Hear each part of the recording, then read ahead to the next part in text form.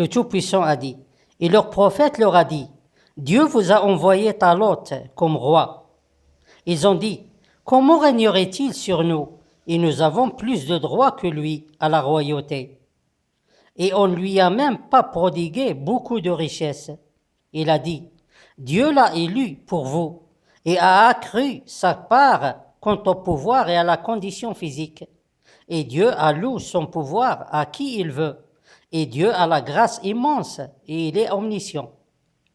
Dieu Tout-Puissant est capable d'exterminer toute la race des faux seigneurs qui sont dans le ciel en un seul instant et sans avoir besoin d'aucune chose, comme il est capable d'exterminer l'injuste et la corruption, puis répandre la justice et la paix.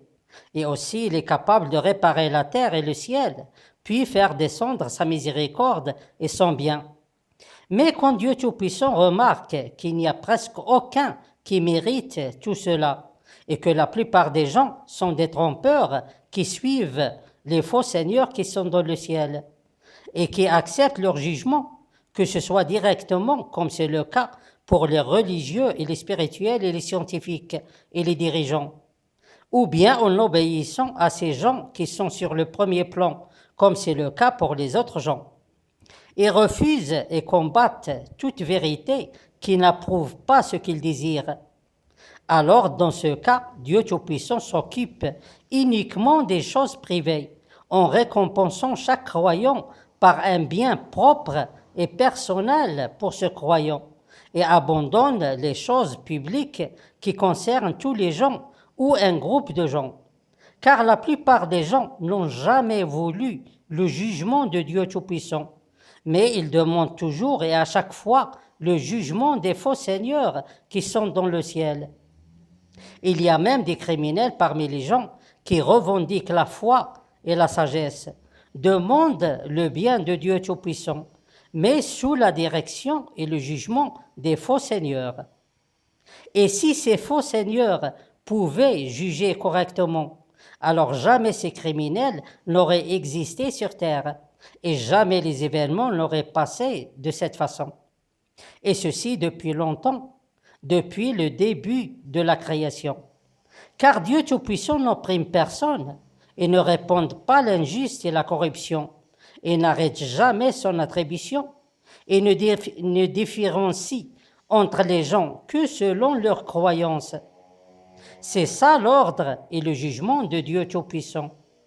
Alors depuis quand les gens ont vraiment adoré et invoqué Dieu Tout-Puissant? On s'en fiche des gens qui suivent aveuglément les faux seigneurs qui sont dans le ciel et qui considèrent les choses qu'ils possèdent comme un héritage à utiliser et à donner à qui ils veulent. Toutes choses, y compris les choses qui concernent la relation entre l'être humain et Dieu Tout-Puissant. Presque tous les gens ont cette mentalité, y compris certains des anciens prophètes. En effet, il y a des prophètes, et au lieu de combattre les faux seigneurs qui sont dans le ciel et d'exposer leurs tromperies et leurs mensonges et appeler les gens à croire en Dieu unique sans associé, au lieu de tout cela, ils n'ont rien fait et ils ont profité de leur connaissance et leur pouvoir.